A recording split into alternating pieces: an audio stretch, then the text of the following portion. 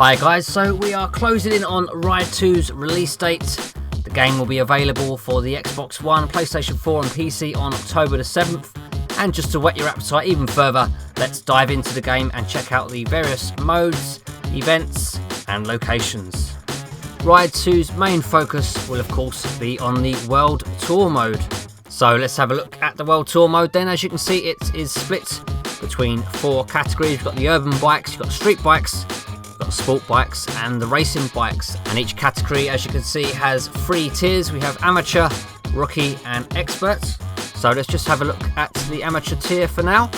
As you can see, we have a number of different categories, each with its own restrictions. So for example, you may be limited in terms of engine size or by performance points. So clicking on a category will reveal a number of events, which include of course the traditional races and time trial events, along with some others which we'll be checking out in just a moment.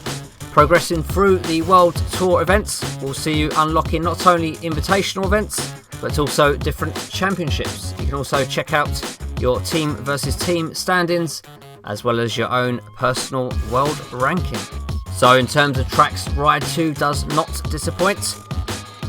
We of course have the Nürburgring Nordschleife, the Northwest 200, Macau and Ulster GP as the standout highlights. And of course you can see here the rest of the tracks, which include Road America, Donington and even Monza. So we're going to take a quick look at what I would personally consider as the 3 main attractions for Ride 2. Starting here with the Nürburgring Nordschleife. Viewing the action here from the bumper cam or equivalent on the bike. And as you can see, the track has moved on nicely from the preview that we saw. There's certainly lots more road markings, which help to give the track some more life. You can see the wonderful draw distances in the background. You can see the lovely mountains, lots and lots of trees, different styles of trees as well. Visually, you know, the game does look pretty decent, it's got to be said. And considering this is, I believe, the first iteration of the Nürburgring Nordschleife in a milestone game, I think they've done a pretty decent job. So a good sensation of speed in this viewpoint, as you would imagine, as you are quite close to the ground.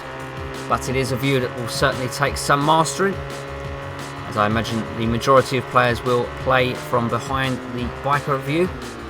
So moving on to the Ulster GP road circuit, this time from the chase cam. And as you can see, once again, you know, impressive environmental details. The sky looks good. I'm impressed by the trees and the general sort of foliage. And once again, you can see the impressive draw distances, which really do help to bring the track to life. And again, you know, a very good sense of speed, because these roads are very, very narrow, just like in the real world. And you know, you've got to give credit to these bikers. Amazing job they do. You know, incredible bravery.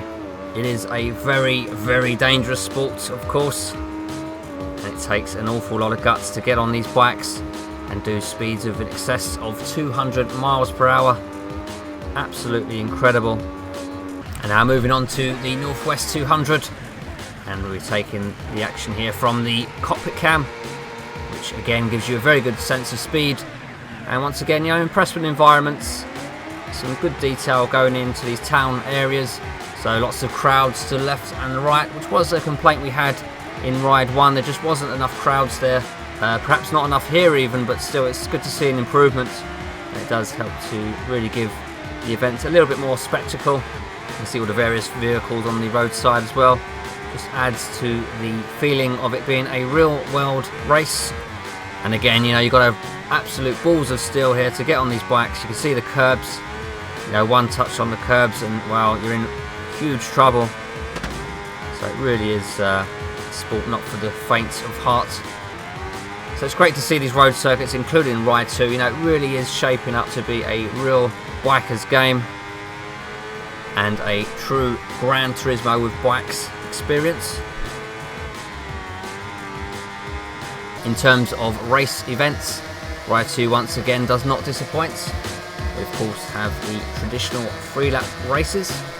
So besides the usual races, we also have the perfect trajectory mode, which you may remember was first seen in Sebastian Loeb Rally Evo. So it's migrated onto Ride 2 now and is a welcome addition. And basically what you have to do is ride between the gaps in the cones.